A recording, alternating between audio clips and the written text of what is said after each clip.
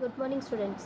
Today we are going to start with our next lecture, that is index number 7th lecture. I have told you already that we will be continuing with our short questions which comes normally under 2 mark section. See, we will start with short questions. The first one, price of wheat was 1600 per quintal in year 2014 and it was 1800 per quintal in 2015. Find the price index number of wheat for the year 2015 compared to the base year and interpret it. Interpret meaning आपको उसके बारे में लिखना है, minus करके कितना percent price हुआ. See, this formula is very easy. We have to just calculate the index number. I equals to P1 upon P0 into 100. 1800 लेंगे करंट ईयर का, 1600 बेस ईयर का into 100 will get 112.5. Now this 112.5 minus 100 will be 12.5%. So there is a rise of 12.5% in the price of wheat in the year 2015 as compared to 2000. This statement is called as interpretation. Next question. See, here it is given Laspeyres index number is 8 by 9 times the Fisher index number.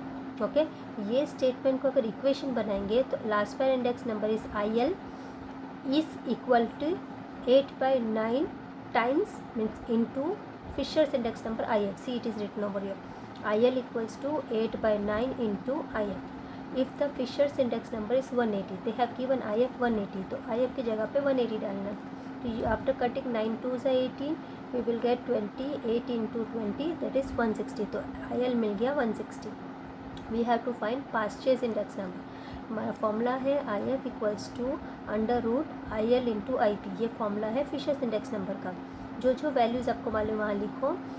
IF will be 180, IL will be 160 and IP we don't know, so keep it IP as it is. अब ये root जब कटेगा तो इसके ऊपर square आएगा. That is when we are removing the root we have to put a square on the this number 180. So 180 square equals to 160 into IP. तो root हट गया. IP equals to 180 into 180. ये स्क्वायर इसलिए 2 बार लिखा हुआ है. 180 into 180 और 160 यहाँ पे जाके डिवीजन हो जाएगा. फाइनल आंसर आएगा 202.5. So purchase index number is 202.5. Next we have third example. Here it is given the production of an item in the year 2015 has increased by 3 times. फिर रिमेंबर लास्ट लेक्चर हमने किया था times मतलब हमें base year से into करना है, that is into 100. Okay, सो यहाँ पे हम बेस ईयर को 100 लेंगे और प्रोडक्शन हैज़ इंक्रीज 3 टाइम्स मतलब 3 इंटू 100. अब क्वेश्चन पूछा find the index number of production for the year 2015. अभी इंडेक्स नंबर ढूंढना है मतलब इंडेक्स नंबर बेस ईयर का जो रहेगा उसके साथ में करंट ईयर का ऐड करना. अब करंट ईयर कितना इंक्रीज़ हुआ 3 टाइम्स, तो 3 इंटू 100 300 प्लस बेस ईयर का 100, तो टोटल प्रोडक्शन बन जाएगा 400. ओके, हमेशा 100 ऐड करना नहीं तो आपका मार्क्स कट जाएगा. See fourth example. यहाँ पे दिया हुआ है sigma P1 P0 upon sigma P0 Q0 equals to 3:2. देखो P1 Q0 और P0 Q0 इक्वल्स टू 3:2. हमने इसको फ्रैक्शन में लिखा P/Q फॉर्म में. उसी तरह से इसको भी P/Q फॉर्म में लिखोगे तो P1 Q1 upon P0 Q1 equals to 5/3. अब ये है लास्पेयर का क्योंकि क्वांटिटी बेस ईयर का है. ये है पास्चे का क्योंकि क्वांटिटी करंट ईयर का. ओके, तो लास्पेयर के लिए पूरा फॉर्मूला क्या है P1 Q0 upon P0 Q0 into 100. सो ये जो वैल्यू है इसको इंटू 100 करेंगे तो 150 आएगा. उसी तरह से पास्चे का भी करेंगे 5/3 इंटू 100 तो हमें ये वैल्यू. अभी IL भी मिल गया, IP भी मिल गया. IF के लिए फॉर्मूला है under root IL into IP, that is under root 150 into 166.67. we will get the final answer 158.12. This is Fisher's index number. Next we will continue with the next example number 5. Here the average monthly income of middle class family in 2014 is 14,400 and CLI is 115. Current year का 115. हमें estimate निकालना है कि 2015 में उसका average income कितना होगा. ऐसा वाला क्वेश्चन भी हमने लास्ट वीक किया था फिर रिमेंबर. ओके, सिंपल वे में देखा जाए तो इसमें हमें क्या करना होता है इंडेक्स नंबर से 100 माइनस. तो कितना परसेंटेज इंक्रीज़ हुआ 15% इंक्रीज़ हुआ. ओके, सो डिस्पोजेबल इनकम एवरेज जो 2015 का कितना होगा, जो बेस ईयर का इनकम है उसमें प्लस करेंगे करंट ईयर का इंक्रीज़. करंट ईयर का कितना इंक्रीज़ है 15% ऑफ 14,400। तो कितना आया कैलकुलेट करके 2160 और बेस ईयर में ऐड करेंगे तो 16560। ओके, ये आ गया 2015 का एवरेज इनकम 16560। इसको दूसरे मेथड से करेंगे।